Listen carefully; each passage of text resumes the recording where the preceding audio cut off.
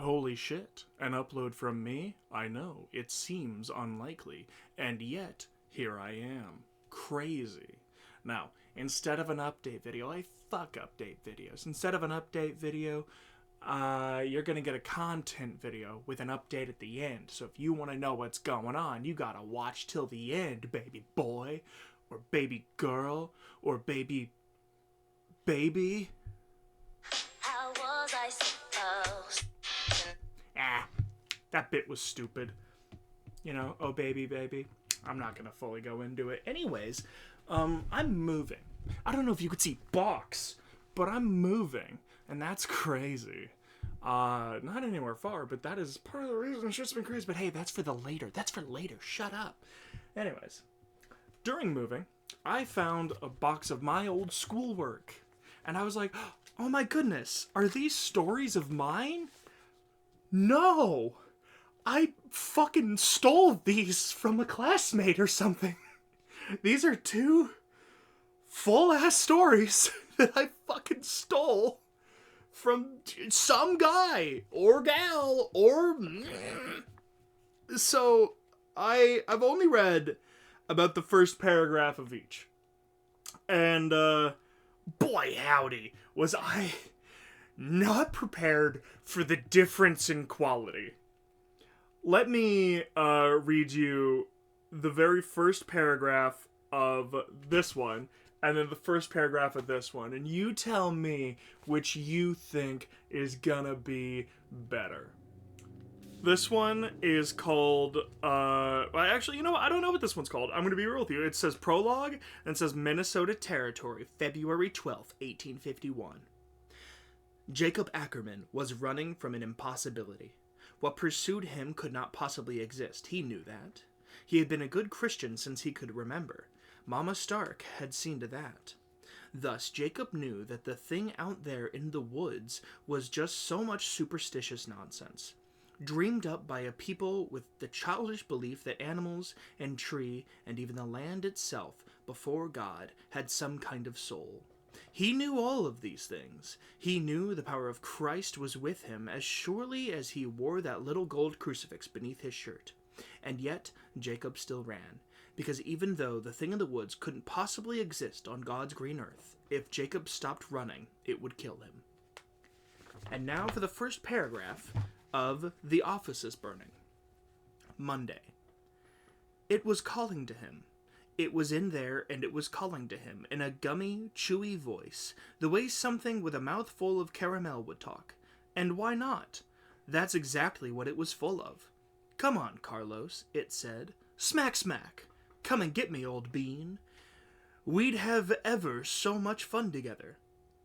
Carlos Ramirez couldn't see the Snickers bar calling from inside the vending machine in the break room, but he could hear it all right. So, that's what I'm going to be doing today. I'm going to read both of these stories. And they're going to be separate recordings on here, so they're easier to chapterize. So this is going to be split into 4 parts. If I remember to put the timestamps in the description, it'll be nice little chapters on the YouTube video. And me saying this out loud means that if you don't see chapters when it uploads, leave a comment saying, hey, yo, dipshit, leave timestamps in description. Boy? That's B-O-Y, not B-O-I.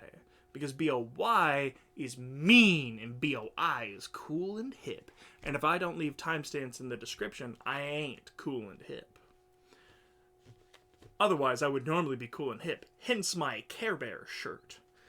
Now, I don't know which one I want to read first. And I don't want to be too mean to these because I genuinely haven't read much of either. Now, they're both decently long. This one is all single paged, you know, other side's blank. Oh, they both are. I guess that proves how much I've read of this. But this one's much thicker.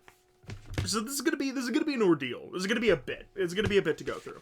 So I will be doing that. I'm probably gonna read The Office is Burning first, just because it seems funnier. And now, here's the thing. I do not claim credit for either of these. If the author of these is watching this, hey, let me know. If I criticize your writing, I am so sorry. Shouldn't have let me steal it. I genuinely have no idea how these wound up in my possession. Secondly, if one of these later on became a book and I don't fucking know about it, I am not claiming nothing. This is not a fucking substitution for the original material. Go buy the book. If it exists, I don't know. This one about Jacob Ackerman might exist because that motherfucker's probably gonna be a writer at some point. Sure shit ain't me, though I do want to be no, I am a writer. I am a writer. Anyways, let's start with The Office. The Office is burning. The Office is burning. Monday. Oh, also, I probably should have said this. I'm gonna read this in as serious... I'm gonna treat these with equal respect as reading them, unless it makes me laugh. If I break, I break. And that's just how it is. But I'm gonna do my best to read this with the utmost sincerity, as a true narrator should. What the fuck is happening outside? Sorry. Nothing has been going on all day, and as soon as I start recording, I hear a little pop, pop, pop, pop outside. Fuck you. Whatever's going on out there, fuck you. Don't do that in response, bitch. Anyways, I don't even know if that's picking up. The Office is burning. Monday. It was calling to him. It was in there, and it was calling to him in a gummy, chewy voice, the way something with a mouthful of caramel would talk. And why not? That's exactly what it was full of. Come on, Carlos, it said. Smack, smack. Come and get me, old bean. We'd have ever so much fun together. Carlos Ramirez couldn't see the Snickers bar calling from inside the vending machine in the break room, but he could hear it all right. Why, he'd imagined it with a British accent was anyone's guess. A delicious brick of caramel, nuts, and chocolate. Oh, and calories. Let's not forget that. And enough fat to make sure the scale kept inching ever upward, just like his waistline. Carlos looked at the not insignificant spare tire he was cultivating. But sweet Jesus, that candy bar would taste good about now.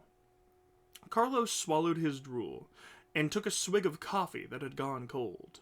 It tasted the way he imagined licking an old tire might. But drink enough of it, and good old caffeine would do its magic trick of tamping down hunger. Legal white-collar crystal meth... Legal white-collar crystal meth, ladies and gentlemen.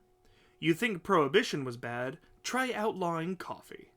Forget the pitchforks and torches. The masses would take up letter openers, scissors, and staple removers. The dangers of a heart attack 10 years down the road due to overeating never seemed quite as far away as when one was alone in the office after business hours. The sedentary nature of modern employment helped none too little either. For those who could find work anyway. Carlos was lucky to have a job, and he knew it. The company had cut savagely into the staff. Apparently, some consultant had been told, find out how many bodies will cause total collapse of the infrastructure, then fire one less than that. Carlos could count on one hand the number of free hours he'd had in the past 2 weeks. If his TiVo were a heart, it would have burst from the hours of Law and Order alone, clogging up its arteries. Carlos wasn't getting overtime pay either. As a salaried employee, all this extra work was for nothing unless it got him recognition, a pay raise, yeah right, and promotion. It was rather like betting on ponies. It was rather like betting on ponies. Carlos often thought maybe the gamble would pay off. Maybe the old gray mare named Future Aspirations would trip and break a leg 10 yards from the finish line and be sold to the glue factory. One thing I will say is that this person is packing this full to the brim with analogies. You don't need that many analogies. It's fine. I enjoy a good analogy. Lord knows I like an analogy. But Lordy We're one page in, and I think we've hit like 8 analogies. I'm not counting. Carlos poured more coffee into the stained ceramic cup that boasted the company's logo. He thought it was supposed to be some advertising wizard stylization of a globe. At least his cubicle was near the window. He had a nice view, though. Sometimes that was more curse than bonus. Carlos looked down at the business district around him. His office was at a respectable 13th floor locale, full of towering rectangles of steel and glass, like a window washer's nightmare. Now, just as the sun was going down, the buildings blazed with reflected oranges and reds that made Carlos think of silent violence. September sunsets always seemed to be the most uproarious for some reason, as if summer wasn't going to surrender to autumn without a hell of a firefight. The phone on his desk rang, breaking the light doze into which Carlos had slipped.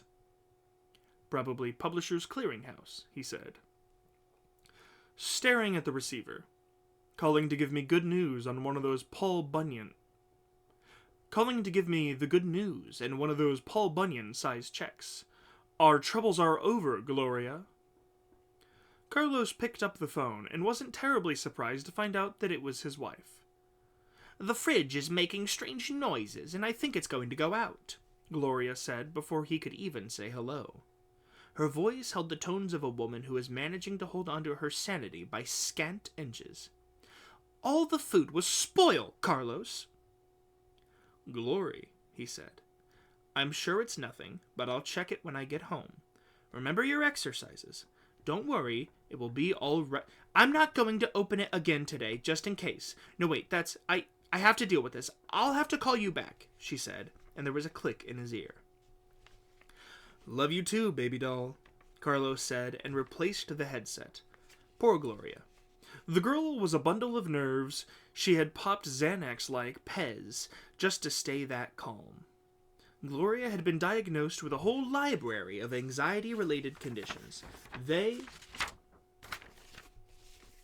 ranged in flavor from OCD to depression to a mild form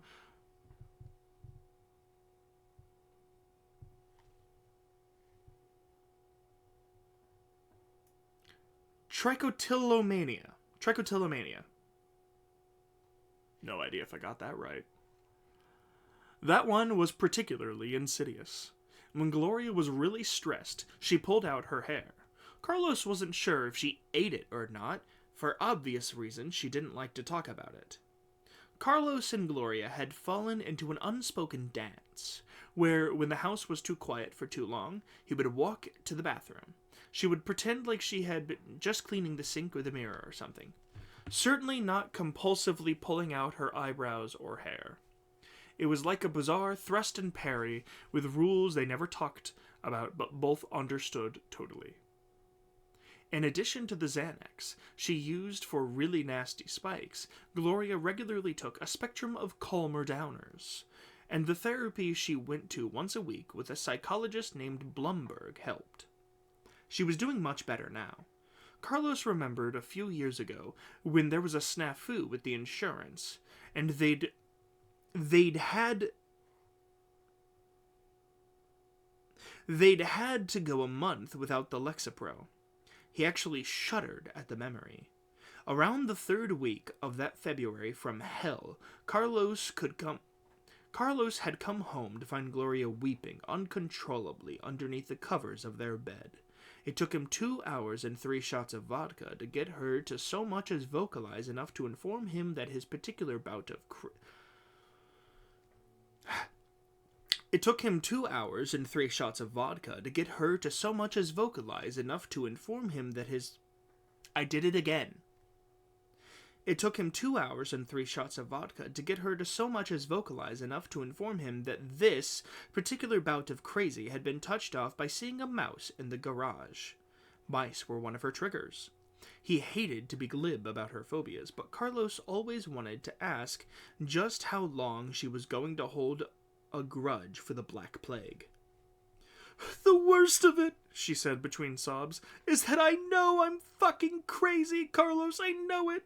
My stupid brain sees a mouse and it goes cartwheeling down the mountain, imagining contamination and disease and she was off again, weeping into his shirt, turning it a darker shade of blue.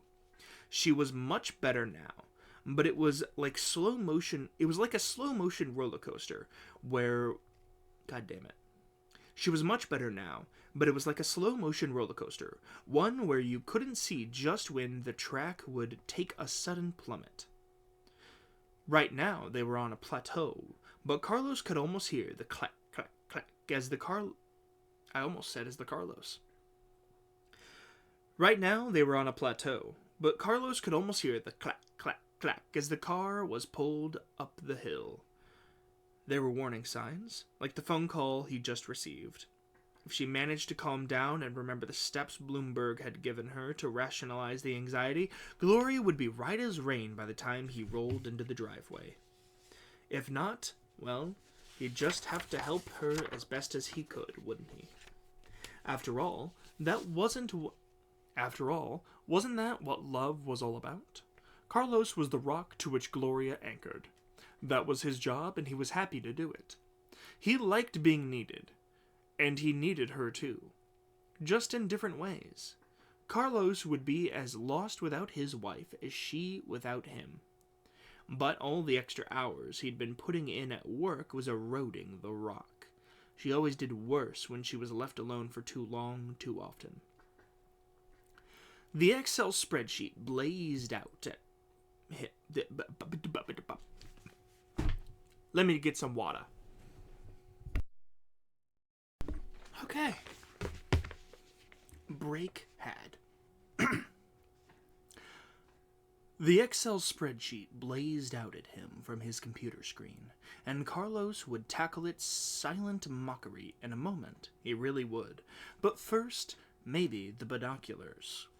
He pulled out the bottom drawer of his desk and withdrew a large pair of black binoculars that looked as though they had taken 1 or 2 tumbles down a rock quarry. He'd had the set since he was in junior high.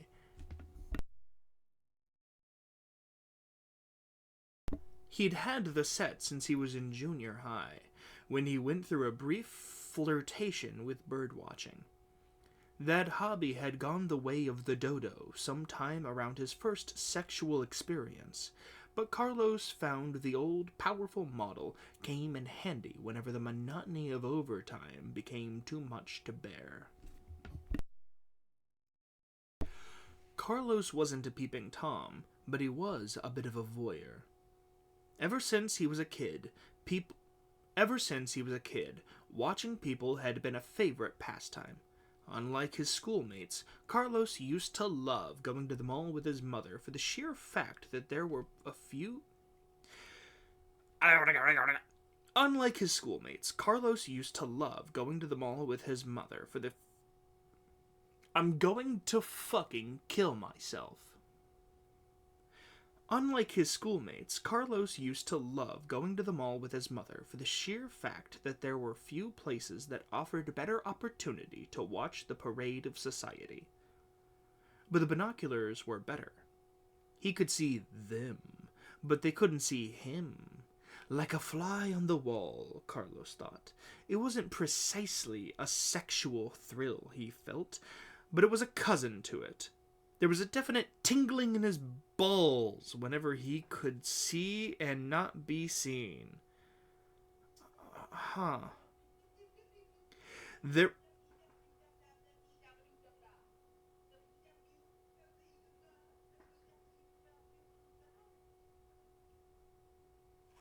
My roommate.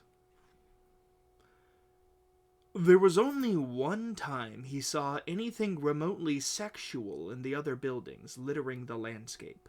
A few months ago, Carlos happened upon some executive over the Dumbchamp building, just furiously jerking off to something on his computer screen that Carlos could see. Needless to say, feverish upper management masturbation was not the sort of thing he particularly wished to watch.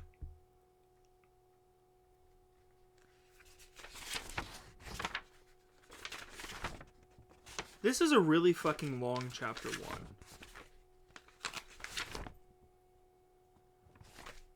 Okay. Pause.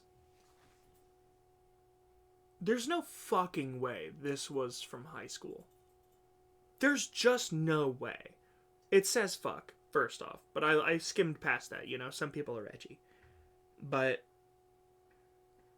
it's that last little bit. The tingling in his balls, how it's sexual, and watching someone masturbate. Like, the first page, the reason and also I found this with school assignments. From high school. I found this with school assignments. So I'm like, obviously, I took this from a student by accident.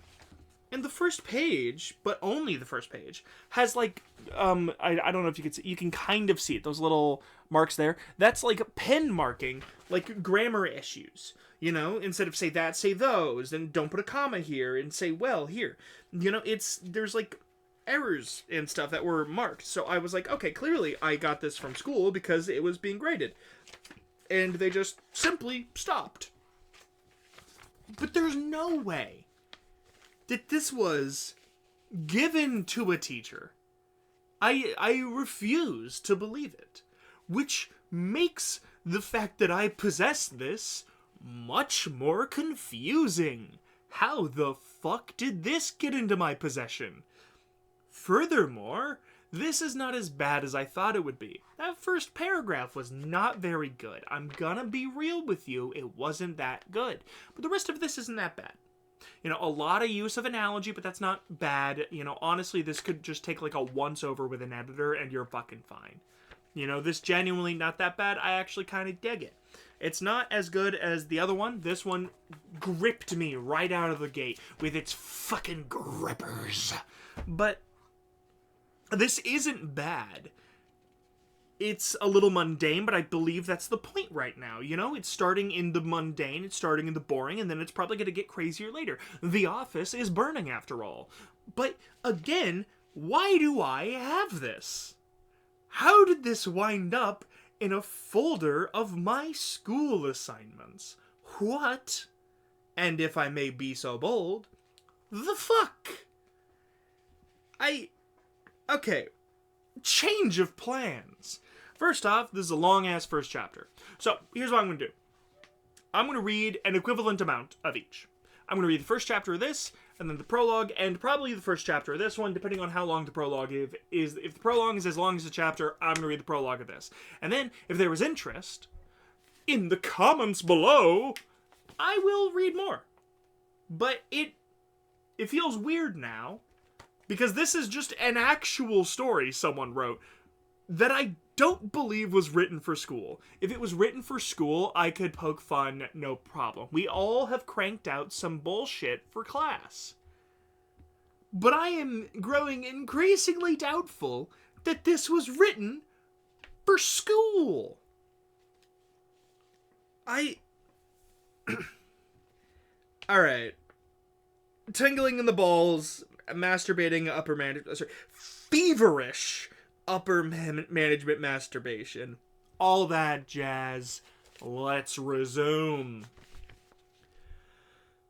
Carlos brought the worn binocs to his eyes and peered out the window into the buildings of the building district?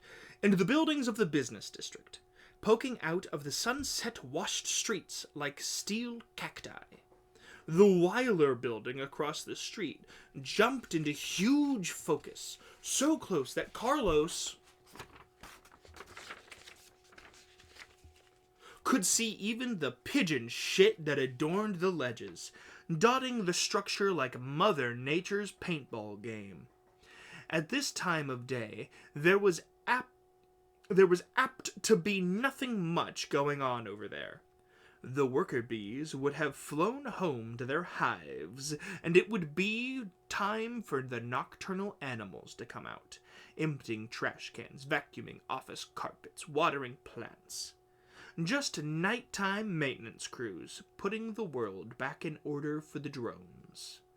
Carlos was about to put down the spy glasses and really hammer away at that spreadsheet with his usual scan. When his usual scan caught a fleeting glimpse of movement. He swung the binoculars back and honed in on an office across the street, about the same height as his own floor. Inside the binoculars, the opposing office appeared no more than 10 or 15 yards away, despite it being across 2 pretty sizable sidewalks and 6 lanes of downtown traffic. Inside the nondescript office sat a desk positioned so that Carlos was looking at it from the side. The walls were a curious, sickening, tan-yellow color that made Carlos imagine the lungs of a smoker. Maybe it's just that shade because of the sunset, Carlos thought. There was something odd about the desk, too, but he couldn't quite put his finger on it. Behind it sat a man, presumably the source of the movement that had caught Carlos's eye. His was in a shirt and loosened tie, collar unbuttoned, cuffs rolled up to the elbows, and no, I'm reading this the way that I would have written it instead of reading it the way that it is written. His was in a shirt and loosened tie, collar unbuttoned, cuffs rolled up to the elbows, a uniform instantly recognizable as that of the weary businessman. The man was skinny, not just thin, but skinny, in a way that reminded Carlos of the heroin addicts he'd seen on that intervention show. Not an insignificant number of those episodes were clogging his TiVo as he toiled in his office, come to think of it. And bald! The guy was bald. Carlos adjusted to the focus wheel on the binoculars for a finer picture. The guy might have shaved his head, but Carlos got a distinct impression that it was naturally smooth. Cancer? Was the guy going through radiation treatment? There were dark circles under his sunken eyes, after all, and the fella, well, yeah, he just plain looked sick. His thin arms rested on the desk, and Carlos was struck by how still the man was. It was like looking at a painting of an office, maybe done by Norman Rockwell, if the artist had gone senile and mean at the end of his life. Burnout at the office, it could be called. Thinking of a demonic Norman Rockwell clicked something in Carlos's brain. He realized why the desk looked so odd. There was no computer on it. Just a blotter. Cup full of pens, and stacks of papers in what looked like in and out boxes. "What year is it over there?" Carlos said. 1975? He tried to make a joke, but something about the sick, broken look of the man killed it before it could grow. He suddenly felt very ghoulish sitting here in an empty office as the day died, watching this pitiful creature in the adjacent building. Goosebumps that had nothing to do with the industrial air conditioning Sharon in accounts was always complaining about rose on Carlos's arms. And still he watched. "What the hell is he doing?" Carlos said. "He's just sitting there, so damn motionless. It's creepy." Carlos had a momentary thought that the man was dead, that the worker bee had died over there in his sterile office and wouldn't be discovered until some poor janitor came to empty the trash. The thought was almost too depressing for words. "You're not supposed to call them janitors anymore," Carlos said. He didn't know what they were called now. Custodial engineers? They had been called janitors when he was in elementary school, and it was still the first label that popped into his mind. This one is indented weird, where instead of the first sentence of a new paragraph being indented, each line of this it's a little funky. But dead men couldn't really stay upright like that, could they? Well, maybe, he thought, his back against the chair after... Well, maybe, he thought, his back is against the chair after all. No, Carlos said, as if having a genuine conversation with someone other than himself. Look at his head. It's upright, and that's not on the chair. If he were dead, his chin would be on his chest, and... Carlos's voice died on his lips, because at that moment the man did move.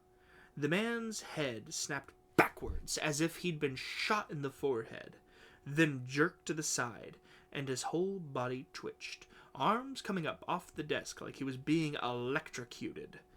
The expression on the horrible man's face was one of somebody suffering a catastrophic stroke. Carlos's mouth went dry, and a rushing pounding started in his ears as adrenaline dumped into his blood. The man's convulsions went on for what Carlos thought later was probably only 10 or 15 seconds, but felt like minutes inside the curious time warp terror had created. The image in front of Carlos's eyes was jittering now due to the shaking of his hands. Just as Carlos's... I don't think you have to write it like that. You could just put an apostrophe. Mind finally engaged and screamed for him to call 911, the horrible man, that is capitalized H, capitalized M, horrible man's seizure abruptly stopped. He slowly returned to his former position, his body floating down, relaxing like a man slowly...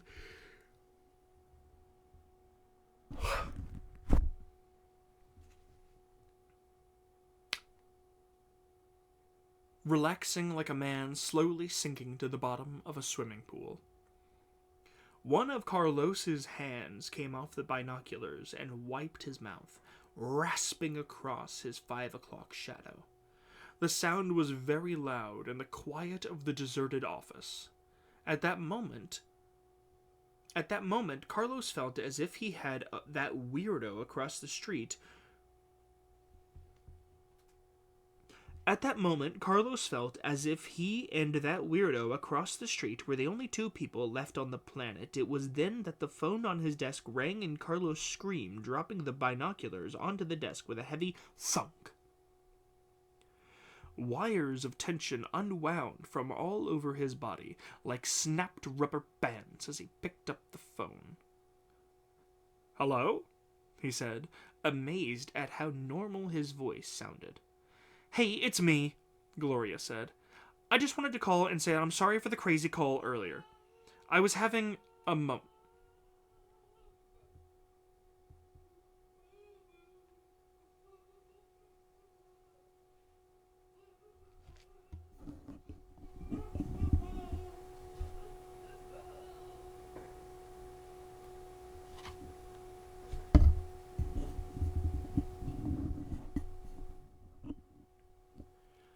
Testing, 1, 2, 3. Can you still fucking hear me?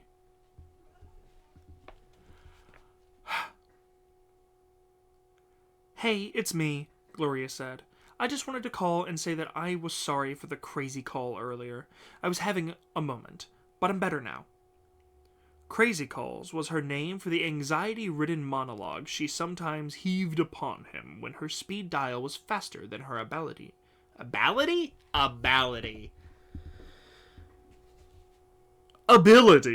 to count to 10. "I'm glad, baby doll," he said. And proud of you. You're very brave, and you're doing really well, honey." He was only half listening, examining the binoculars. They didn't seem to be injured from the fall. He put them down and leaned back into the office chair, staring at the picture of Gloria and him. Staring at the picture of him and Gloria on the coast of Tulum, Mexico. He let her apologize, as if it was still necessary, and tried to reassure his wife that crazy was his bread and butter.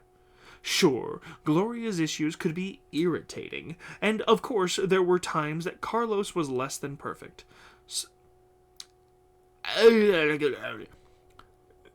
There were times that Carlos was a less than perfect supportive husband. But at those times when he felt like screaming at her just to knock it the fuck off already, he forced himself to be angry at the fucking airplane.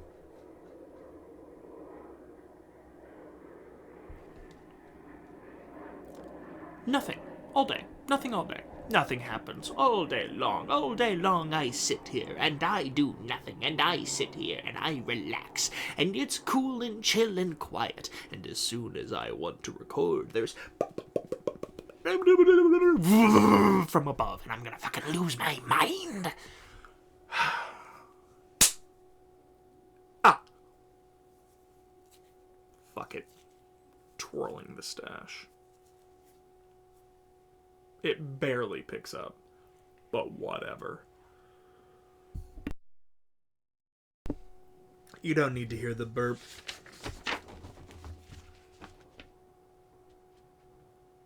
He forced himself to remember that no matter how much crying and sadness she shared with him, there was a whole galaxy of awfulness in which she battled in silence, alone. That kind of put working late in front of a blazing Excel spreadsheet into perspective, to Carlos's way of thinking. What is the airplane doing? Fucking laps? Get out of here!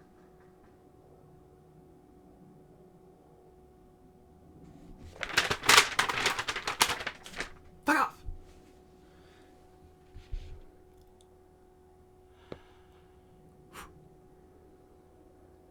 He completely refused to even give voice to the idea that his real motivation for working late was to get a few more hours respite from Gloria and Crazy Town, though she had suggested such a notion on more than one occasion. Jesus, what kind of an asshole would that make him anyway? You have nothing to be embarrassed about with me, honey. I love you, okay? Bye-bye.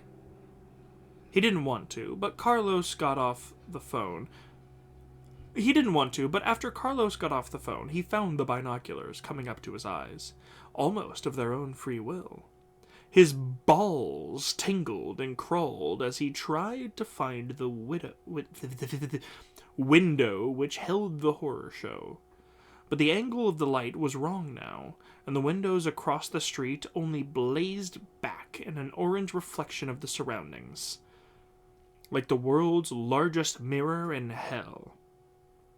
If not out of mind, at least Mr. Horrible was out of sight. Carlos shuddered. Well, that was very weird, he thought, and got up from his desk. He thought he might buy that Snickers bar after all. Most of Carlos hoped he would never see anything so bizarre again. A smaller but surprisingly elated part of him was excited at the prospect of seeing Mr. Horrible. That part, the part that Carlos thought of as, nope. The part that Carlos thought of as Dark Carlos. The part that found voyeurism fascinating in the first place, and had once gotten an erection when he stole a pair of his aunt's underwear 20 years ago. What the fuck, Carlos? Wouldn't have waited for long to get its weird jollies.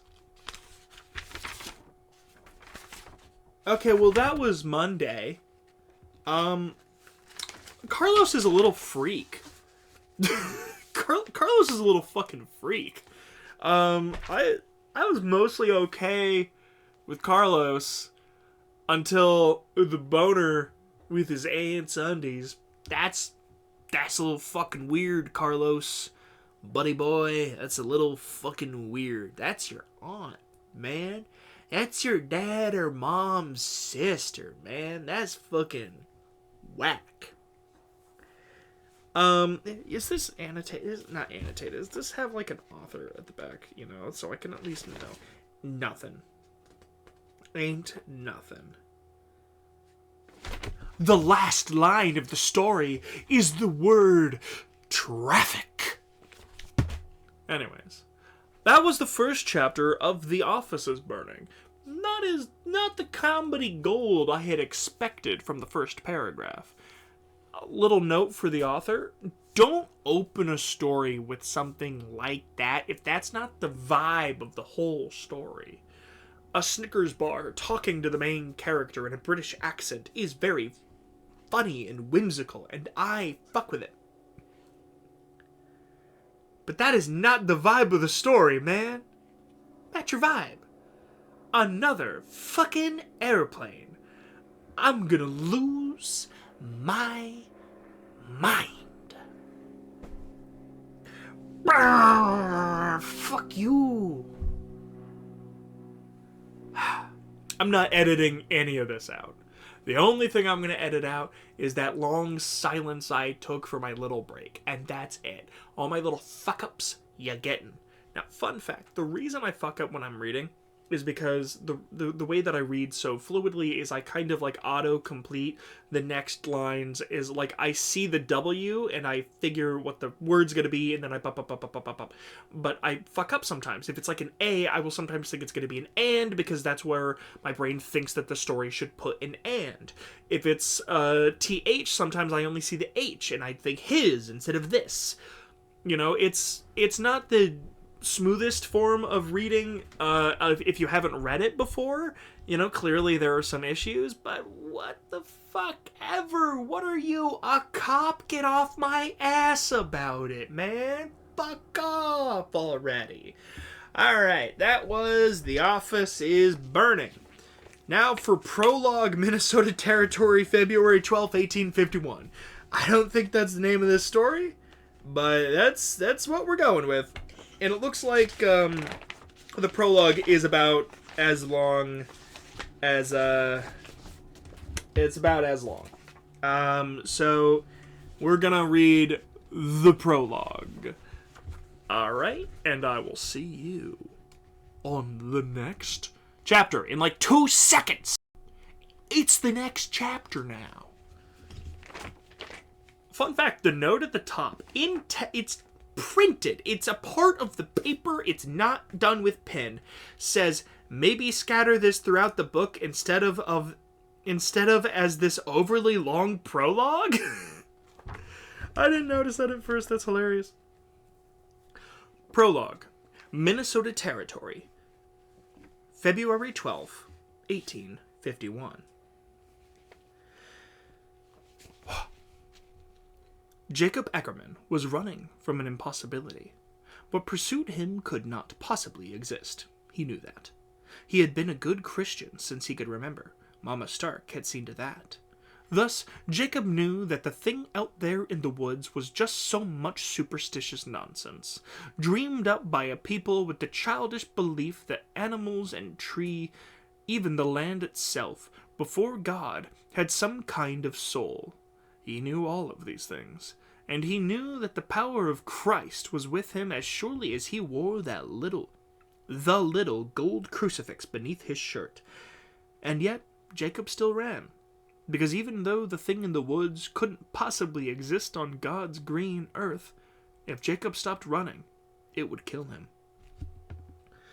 Jacob tripped over something buried deep in the snow and went down on his face. It had been warmer yesterday, and the overnight refreeze on the top layer of snow had made a sort of crust. As he pulled his face out, it felt as if he'd just shaved, then splashed his face with lamp oil. It had been several weeks since he touched a razor, though, so at least his beard provided some protection. He pulled himself to his feet. Snowshoes. Lord, I wish I had snowshoes. I wouldn't be so tired from punching through up to my knees the way I am now. And leaned back against one of the large pines that thrust up through the snow like green lances. He was very tired, very thirsty, and very cold. His feet, hands, and face were freezing anyway. Truth to tell, he could no longer feel his feet. When he'd traded for the heavy fur-lined boots last autumn, Jacob remembered thinking he could walk through a blizzard naked in nothing but these boots and stay warm. Now, Just casings for 2 blocks of ice, he thought. Images of flesh blackening, his toes falling off like dog droppings. But that was the least of his problems right now. Incongruously, Jacob could feel sweat soaking through his shirt beneath the heavy winter coat. That was bad. A man could freeze to death once that sweat started to cool, but there was nothing for it right now. Jacob leaned there, hands on his knees, panting. His breath steamed out of him in great plumes as if from a locomotive. His train... Nope, not his. This train is almost out of track, he thought. Oh, that was in... This train is almost out of track, he thought, reaching down and pushing a ball of snow into his mouth. Water, he thought. Cold and stinging, maybe, but at least it's water. Jacob had rested for as long as he dared. He looked back over his shoulder for the... Demon? Could it be a demon? Thing? He couldn't see or hear it, but he knew it was there.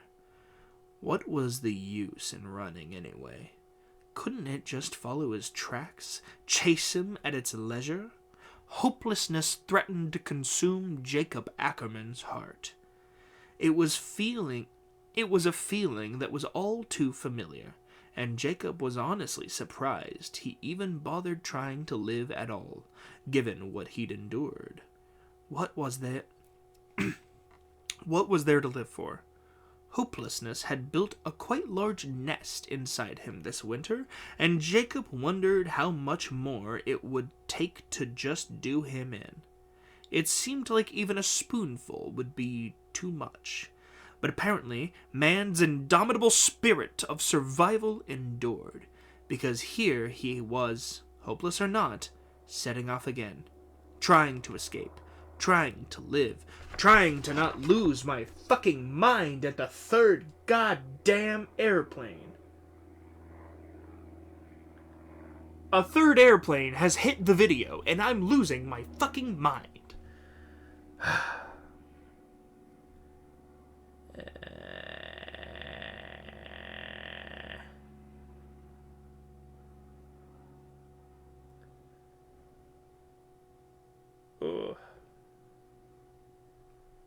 Alright, well, it seems like it's gone. And that's pretty epic.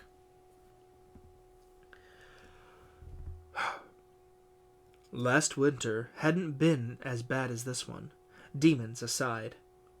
Last winter had been mild compared to this one, though when he and Abby and little Mary had endured it, it had seemed bad enough. Was it last winter or this one that was the norm for this part of the country? Jacob didn't know. And none of the people in town or the other homesteaders seemed to have any solid idea. Most of them were recent transplants, like him. Jacob had been wrong to bring his family here, he knew that now. But what choice had they had?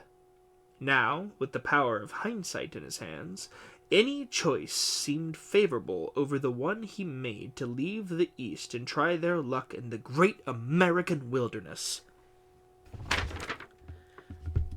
Jacob stumbled on through the deep snow. The muscles of his legs and belly burned with fatigue. His legs felt heavy, each step a trial, as if he was dragging a great weight that only got heavier the further he went. It was at this moment, just when Jacob was at the brink, when he finally consigned himself to giving up, that he was reminded of the miracles that can befall the faithful, capital F. Through the pines up ahead, Jacob could see a rocky outcropping jutting out of the snow. As he approached it, he saw that it was a large, uneven pattern of craggy hillside, slopping. I'm sure they meant sloping. Slopping gently upward, perhaps a mile wide. The beast would not be able to follow his tracks up there, where there was no snow, he was sure. Eating another handful of snow, So thirsty, dear Lord. Jacob lopped up the hillside. It wasn't a hard climb. He only had to use his hands to aid his progress a few times, holding on to spindly evergreen trees that punched out of the cracks into the rock like daffodils through spring soil. Sweat stung his eyes, and the iron around his legs had gained another few layers. But, again, God's beneficence smiled upon him. Beneficence? Ooh. Got them big words. Bitch. Alright, you know what? Fuck you. Oh no, where to go? Where to go? Oh no. Oh no. Oh fuck. I said fuck you. No, wait, come back. Baby, come back. I don't know where you went. Fuck! Well. That's epic.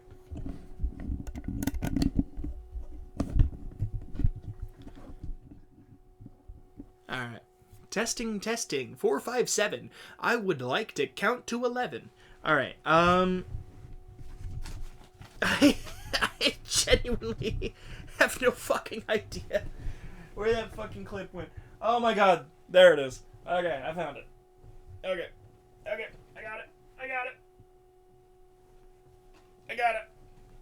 Alright, we're good. Oh, my fucking shoulder. Christ almighty.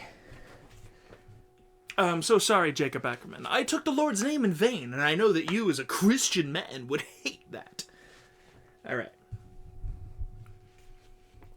I'm saved. I don't know why I decided he's British, by the way, but he's British. Fuck it. I'm saved, Jacob breathed. There, recessed into the hillside, shaded by an overhang of rock, was the mouth of a cave tall and wide enough for a boy of perhaps 10 to walk through. Holding his arms straight out at his sides, Jacob looked back down the hill. The monster was nowhere in sight. He scanned the pines as far as he could, looking for movement, but if the demon still pursued him, it gave no sign. I'm saved, Jacob said again. This time he thanked Abby and Mary, for surely they watched over him. Jacob's eyes adjusted to the dimness of the cave agonizingly slowly. Having come from the blazing whiteness outside, snow blindness, he thought. He couldn't tell how far back it went, but he sat huddled up against the wall, perhaps 20 feet in. It was warmer in here, maybe as warm as 50 degrees. Jacob kissed the gold cross around his neck and rubbed his throbbing legs. Abby had been afraid to come west. Thinking about his wife brought stinging tears to Jacob's eyes. She had been afraid, but, like a good woman, she had gone along with what he had wanted. Like a good woman. State Farm is there. Because you know best, isn't that right? Jacob thought bitterly. She had gone along, little girl in tow, when Jacob had assured her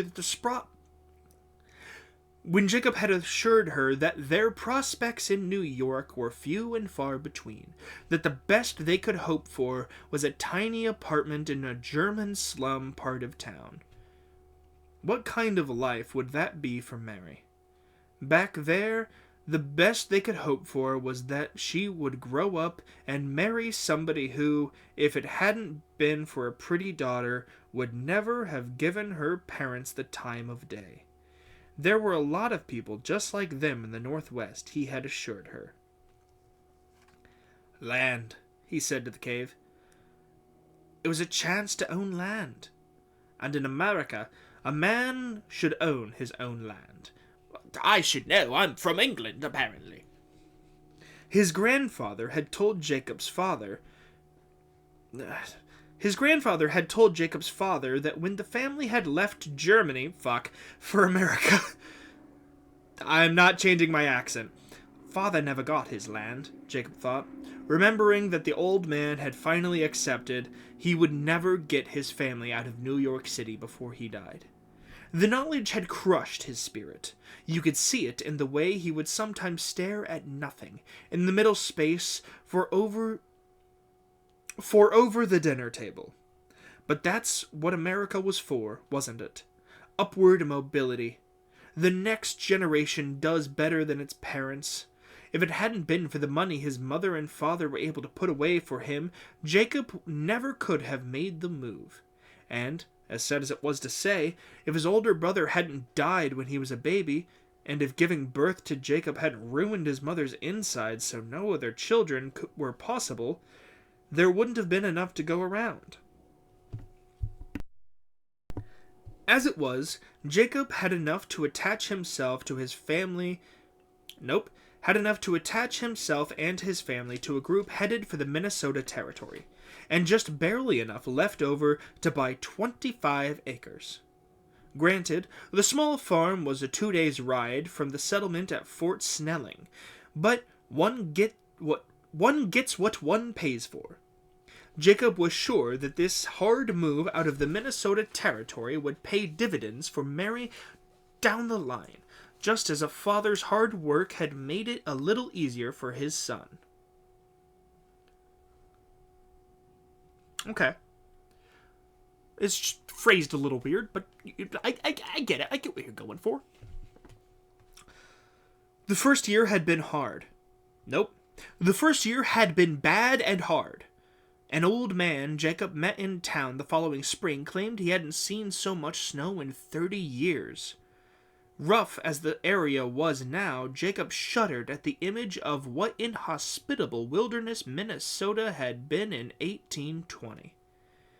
Yes, last winter was bad, the bitterer than either Jacob or Abby had imagined, but they had managed. This past year had been ever so much worse. Okay, just double checking the year.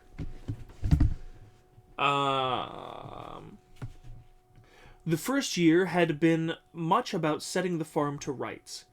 Jacob bought an ox to plow the fields, enough planting seed to start 10 pigs. Enough planting seed to get a start, 10 pigs, 1 milk cow, and 50 chickens. The ground begrudgingly gave up its bounty. Jacob knew little of farming, and though the harvest he reaped left next to nothing to sell in town, it was enough to put by corn and potatoes and grain by to sustain them through winter. Half of the chickens ended up dying that winter, but there was still enough to keep the small family in eggs, and enough the following spring to sell at market to break even. Then, this past summer, the rains had come. Mother Nature was in a foul mood in Minnesota in 1850, no doubt about it. In a portentous omen of the winter to come, spring came late that year, and midsummer dumped more rain on the region than anyone had seen since white man first laid eyes on it. All of this would have been bad enough for the inexperienced homesteader who had known nothing but city life, but it was made worse by the land which Jacob had chosen to purchase. It looked beautiful when he'd seen it, to be sure, but understanding little of such things, 2/3 of his land lay deceptively low in the countryside. The first year it had gone unnoticed due to slightly lower than average rainfall. This year, rainwater from the surrounding area flowed into his fields like the Great Flood. One morning, Jacob went out to see just how much damage the thunderstorm had caused the night before. He found most of his crops standing in 2 feet of water, the corn stalks just visible above a brown lake littered with twigs and leaves. It would be a week before the water subsided even enough to even walk into the fields. Christ, I cannot fucking read. Needless to say, next to none of the plants survived. The chickens, too, fell ill from being wet and cold. the waters having reached up to their roosts and inside the coop. All but 3 died, and in early winter Jacob eventually had to slaughter those for food. They'd sold the pigs and oxen just to get by, and in November the dairy cow had been found dead in the barn of some unknown to Jacob at least, malady. If Jacob had known better, he would have believed God himself was punishing him. But to presume to know the mind of God was blasphemy. God would provide. Jacob's God would not allow his family to perish. Right, because, I mean, if we know anything about Job, God takes good care of his faithful. Thy will be done was a prayer. Thy will be done was a prayer that Jacob found harder and harder to make as the bitter winter pressed in. This is a fucking long prologue. Listen, I fuck with long chapters sometimes, but as prologues go, short and punchy, homie. Short and punchy. Yeah, this absolutely could have been split up throughout all of it. Absolutely. And you keep mentioning a demon, but you haven't fucking... And I get it, you know, it's probably going to be mentioned later. I get it. It's probably not going to be in the prologue, so if you want to know, leave a comment in the description below and leave a like. How is she? How is she? Jacob had asked his wife one bitterly cold night not yet a month ago. Wind howled outside, sounding like the scream of lost children, and pushing snow drifts up to the roof of his one-room homestead. The extra earth they packed into the joints of the house this past autumn had done next to nothing, it seemed. The Arctic wind found a way through the smallest people. Abby shook her head slowly as she sat down next to him beside the fire. Jacob wrapped the woolen blanket around them both, and they stared into the crackling orange of the wood stove, not daring to meet each other's eyes. Eyes. Somehow, even the fire seemed to throw off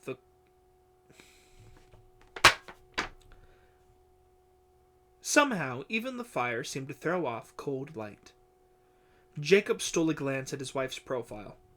She looked so tired, so worn, and hated the weariness and fear that shone in the deep, dark circles under her beautiful blue eyes. Even her honey hair, so vibrant and flowing in summer like blazing corn silk, had gone a listless, dingy yellow over the winter. I'm killing her, Jacob thought. I'm killing them both. She's not good, Jacob, Abby finally said. She still has a fever, and nothing I do seems to bring it down. She needs to eat. My mother always said you should feed a fever and starve a cold. She turned to look at him and smiled weakly. If we all just had colds, we'd be in better shape. Her attempt to make him laugh broke Jacob's heart. All he could do was try to give her a smile back and force his tears not to fall. They were all starving, but Mary, lying in the bunk he'd built high on the wall for her, where at least it was moderately warmer than down on the floor, was getting the worst of it. Abby and he gave her the lion's share of the meager food provisions every day, keeping as little as they dared for themselves, but still she faded. His daughter, his sweet one, capital S, capital O, was dying. By Jacob's calculations, they would run out of food entirely in a week or so. All meat was gone. Already, the desperation had gotten so great that Jacob had taken to boiling and eating bark and shoe leather just so Abby and Mary could get scraps of onion and cornmeal left in their decimated larder. Dear Jesus, he'd even eaten a spider he found in the living room behind the wood stove.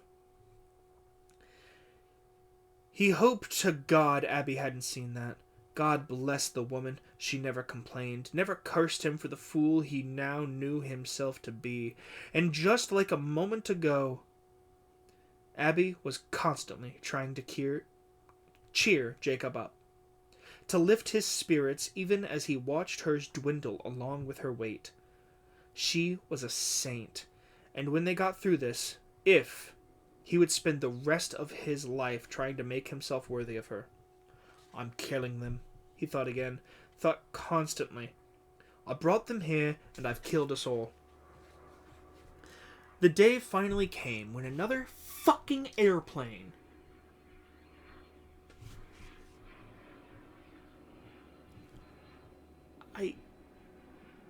I cannot stress to you enough how much there weren't airplanes earlier in the fucking day, and when I start recording, we've had goddamn 4 of them.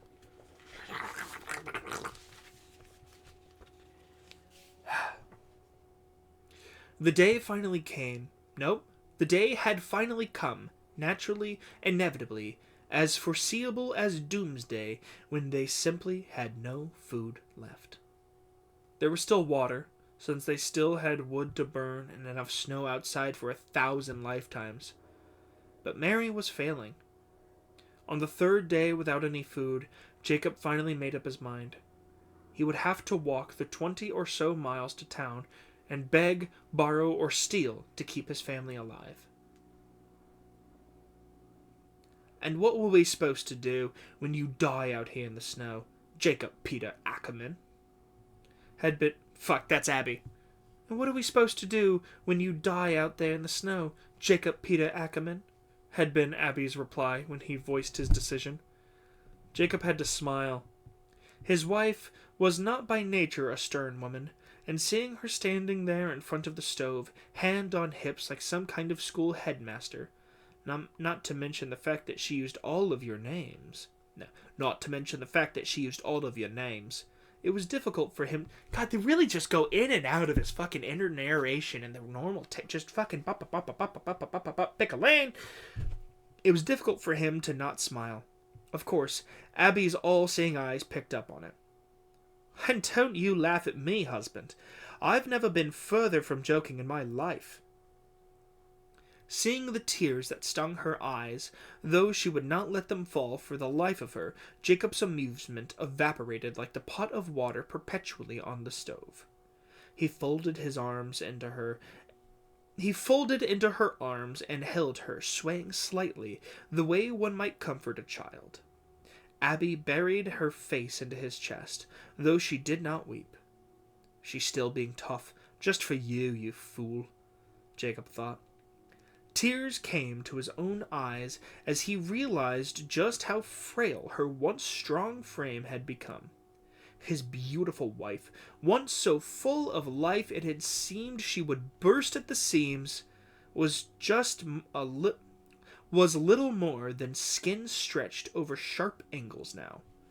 Jacob couldn't help but think of her the way he'd seen her first. Head high, golden hair worn up, in a dress that was clearly homemade. Haranguing? I don't fucking know that word. Haranguing. Haranguing. A street vendor over the quality of his apple. Haranguing? That's how you spell haranguing? Didn't know. Haranguing a street vendor over the quality of his apples. She had shone in that dirty street like an angel in the clouds, and Jacob had never been the same. It was the way he always saw her. It was made all the more painful by the savage dose of reality. I'm sorry, Abby, he said into her dirty, greasy hair that was somehow still wonderful to him. I'm so sorry. This is all my fault. But I will get us through this. I promise. I swear. I will not let you and Mary down. And that's the end of that. Man. Neither of these stories went the way I thought they would. You know, and I don't dislike either. I want to clarify that right out of the gate. Don't want to... you know what? Hold on. Fuck! I'm going to stop this and start recording a new one. New segment called Final Thoughts. Welcome to my final thoughts. I don't dislike either of them. You know, Lord knows they did not go the way I was expecting. Either one of them. You know, this one, where it had a... It was there, and it was calling to him in a gummy, chewy voice, the way something with a mouthful of caramel would talk. And why not? That's exactly what it was full of. Come on, Carlos, it said. Smack, smack. Come in and get me, old bean. What the fuck with that opening paragraph, man? That's like a fucking bananas paragraph that I would expect someone high on crackus cocainus to write. That's bananas. I fuck with it a little bit, you know, obviously I wanted to read it because that grabbed me in not the good way. That grabbed me in a way where I'm like, whoa, what the fuck? But it wasn't bad. The rest of it wasn't bad. I want to know what the fuck's going on with Mr. Horrible living in the fucking back rooms with those yellow stained walls. And this one, opening with Jacob Ackerman was running from an impossibility. Immediately, that first sentence, I'm like, ooh, what the fuck is he running from? Ooh, what's going on? And it's just like mostly about him fucking dying in the snow and how he fucked up his family and farm. And it's like, yeah, no, it's not bad. It's not bad. I don't dislike it. It's not bad. I fuck with it a little bit. But, dude, that's such a strong opening paragraph. And then it's like, every now and then, it's like, he looked for the demon. I'm like, ooh, the demon? And it's just like, anyway, so my farm flooded. And I'm like, fucking... go back to the impossibility, man. That's what you opened with. Come on. Both of you have greatly misleading opening paragraphs, and both of you are not bad writers. Both of you are perfectly talented. I think one is a little bit better than the other. Don't get me wrong. I believe Jacob Ackerman's story is a little bit more gripping, a little better written. Don't get me wrong. I like the other one. And don't get me wrong, I say that too often. I fuck with this one a little bit. The office is burning. It's got a crassness that kind of keeps your attention through the mundanity, you know, because it is a little boring at the beginning. I have an inkling that it's going to get more interesting as time goes on, but it is a little boring at the beginning, as it is kind of meant to be. But it has this crassness to it that just kind of keeps you around. You know, it grabs him by the balls. He watched someone masturbate. This man's seizing, and he was like, is he fucking dead? I'm just gonna keep watching. I'm gonna call him Mr. Horrible. And bald. The guy was bald. It's written like a guy just talking. And I fuck with it. It's a lot more casually written. And that I do like. There's a benefit to things being casually written. Whereas the other one, which it does weaken itself by not having a fucking name. What am I going to put as the chapter title? Sorry, like in the fucking YouTube chapter, what am I going to put? Minnesota Territory, February 12th, 1851? Like, I guess that's what I'm going to have to put because that's what we have. I could put prologue, but prologue doesn't fucking mean anything. What am I going to put for here? Monday? That's not the name of the fucking story. That's the name of the fucking chapter, the segment. You know, and I do like it. It's not poorly written. I enjoy all the little asides, the little bits and pieces that we go into his fucking life. I want to know what's going on with him. You know, his name's Jacob Peter Ackerman, and Jacob Ackerman is a solid name. Between the two of them, we got Jacob Ackerman and Carlos. We heard his last name once, I believe. Oh, goodness gracious. Where was it? You know what? I don't know where it is on here. They really do say Carlos a lot. They really do say his name a lot. But no, I don't know what his fucking name is, his last name, but Carlos is not a bad name. It's not bad. There's tons of people named Carlos, but punchy with like a Jacob Ackerman. It's like the enunciation when you say it. Jacob with the hard C and then Ackerman. You know, it's the way it says it, it sticks in your fucking brain. You're going to think of like, ooh, gee, read that story about Jacob Ackerman. And then the other one is like, hey man, did you read that story about Carlos? It's like a guy. you know? And then, you know, again, there are people named Carlos. It's not a bad name. But when you consider it as a writer, when you consider it as something you were creating, this is going to be the protagonist of your story, why did you even jump up here if you're just going to jump back down? Just bup, you know, right away. Cats, man. Anyways, that's my final thoughts. I do enjoy both, and I would like to read the rest of them, just kind of give my actual thoughts on the full stories, but I'm not going to read them unless it gets love in the comments, which I don't expect to get much because I haven't uploaded in months. And hey, looks like it's time for that fucking update. Hey, how you doing? Update time. So, where have I been for the past several months? Well, out and about. I have been depressed, and that's not really great. I've been dealing with an immense amount of writer's block and creator's block, where I have ideas for things I want to do, but I struggle to actually do them, you know? And I've been chasing dopamine for a while because I've been struggling, and I've been dealing with what I've got going on, you know, depression and like all other life shit that we don't gotta go into. But I guess this is an update video, but fuck you. You don't know me. You don't get to know me. Actually, you probably do know me, because odds are the only people who watch this, other than my literal only one fan who comments on every video, yo, what's up, buddy? How you fucking doing? The last time I named someone who commented on all of my videos, they fucking stopped commenting. So I'm gonna not do that, but you know who you is. But past that, everyone else who watches my videos fucking knows me in real ass life. So you do know me, and you probably know a bit of what's going on. But the long short of it is I'm moving soon. I'm moving in like fucking 7 days. It's a whole thing. I've got a lot of drama going on with my friends and ex-friends.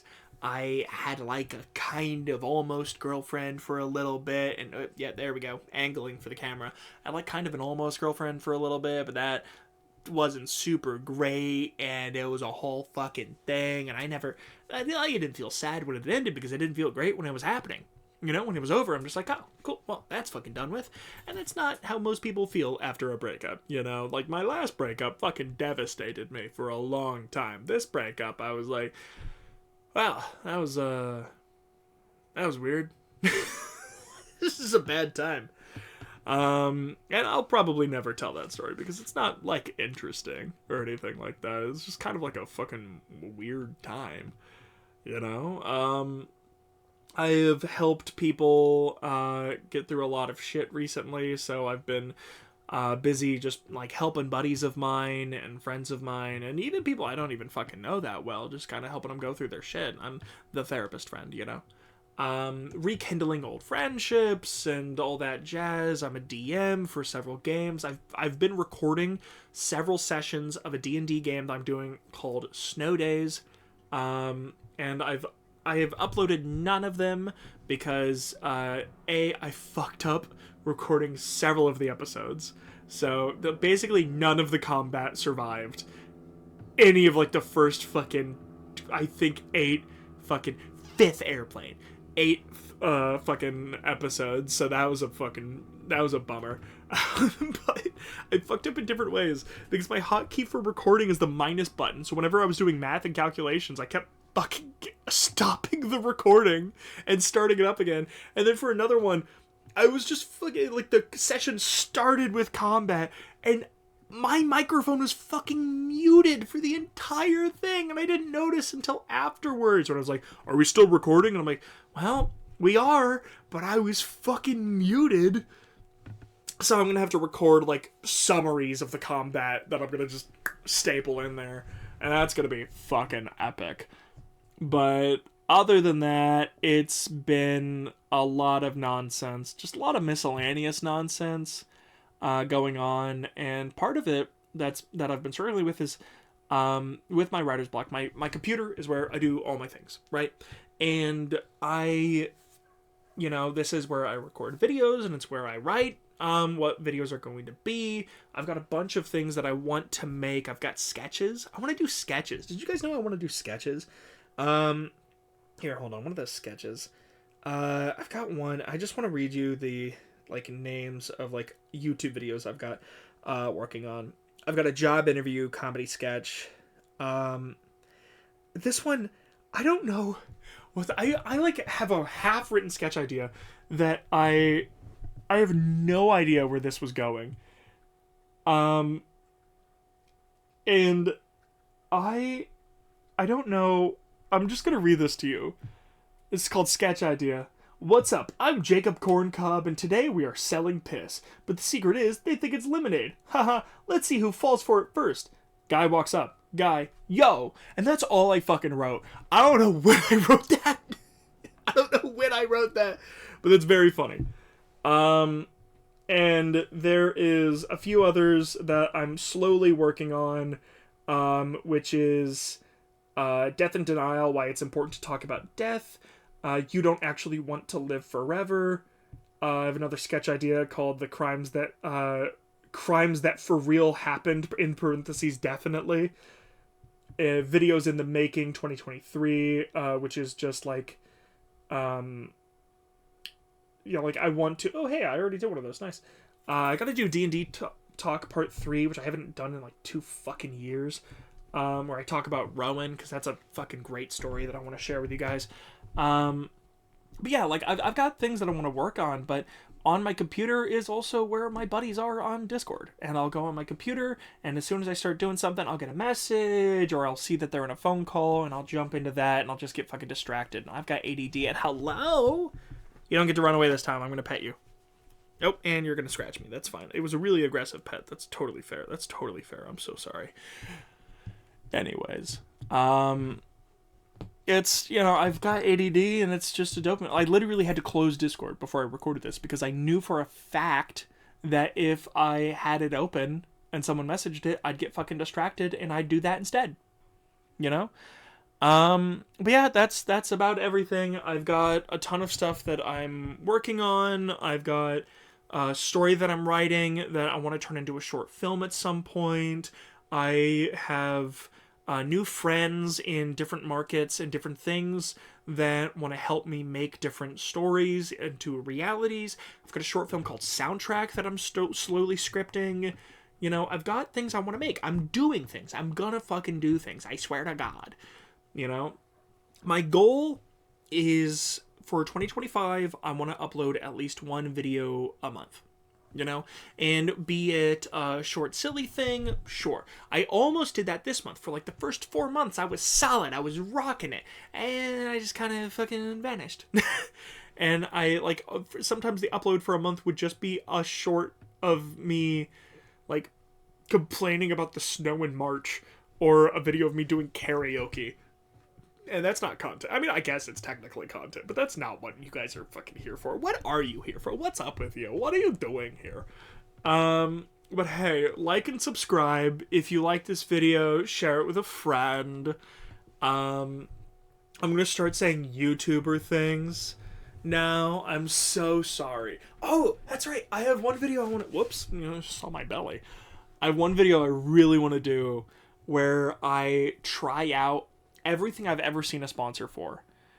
I've done several of them, incidentally, just on my own. And I want to try out all of the things I've had a sponsor for, just to be like, hey, is this actually fucking good? Are they lying to you? And I want to make one big video of me trying them, including games. Every time I get a fucking Raid Shadow Legends ad, I remember how I spent a year playing that fucking game because I thought it would be funny if I got, if I was actively playing the game, got to be a big YouTuber, and then never took a fucking sponsorship from them while playing the game. And then I uninstalled it, and I reinstalled it recently, because they had something going on. I'm like, yeah, fuck it, why not? And I don't have my old account. It wasn't linked to my Google or anything. So hey, Raid Shadow Legends, if you're watching this, my account name was Helpful Advice. That was it, because the only thing I ever typed in chat was just like really like normal advice, like wash your ass. Just like normal, weird normal shit. And it's fucking gone, and I'm not gonna play the game again without that account, because I had a bunch of good shit, because I was actually playing it for like a fucking year. And you know, the game is fine. It's fine. It's not crazy. It worked for me to play at my job, because I could just kind of set things to auto battle, look over, make a little progress, go back to work. It worked fine as that, and every fucking ad I've ever seen for it was like, and it has an epic and amazing story, and I cannot tell you how much I skipped every fucking cutscene in that game, because they're all just like dialogue over like fucking cave paintings. And then, when the Witch King Agagog... And I'm like, shut the fuck... I skipped every single one of them. Couldn't fucking tell you what was going on in that story that I played like 4 times. Because I wanted to kill the things for the loot. You know, it wasn't thrilling. I killed those things because I wanted the rare drops. I fought one boss... something like 257 times on auto battle. I wasn't actively doing anything. It was all auto, just so I can get like a rare drop, and I didn't get it. I used all of my auto battles on that. Wow, I've spent a lot of time talking about Raid Shadow Legend. See, the video is gonna be long. The shortest segment is probably gonna be talking about Audible, because it's just a thing that everyone knows is good. I've tried Honey. I've tried Audible, obviously. I've tried Loot Crate back when that was a thing that was getting advertised a lot. I use Raycons actively, you know, so like I want to make this video later when I have money. So yeah, spoilers for 2027. A video I'll make then.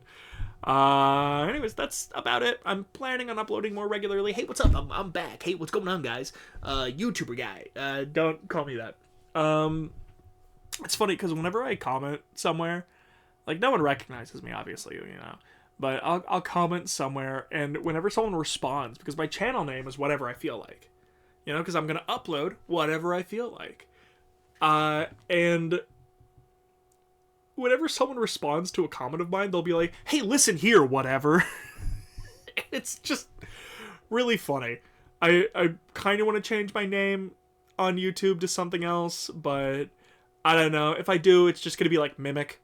M-I-M-I-K. That's my online moniker. That's what I go by on like Discord, and that's what I go by on like my gaming channel when I bring that back. And I'm not going to link it to this one at all. There's just going to be 2 separate channels with no fucking links. There's not going to be a link in the description between the 2 at all. There's just going to be 2 separate channels. So if you want to find that, find it. Look for it yourself, dweeb. Unless I've already spoiled where it is. I don't fucking know. Anyways, I hope all of you are having a wonderful day. This video has been long as hell. Please watch all of it, because it's really good for my fucking statistics if you watch the whole video. My watch time is dog ass. Most people watch like fucking 4 minutes of a video at the most. We're really talking in the seconds, typically. People get like 13 seconds into a video and they bounce. I probably should have put this at the beginning of the video instead of the fucking end. Where I'm like, hey, what's going on, guys? Welcome to the very end of the video. Please make sure to watch till the very end.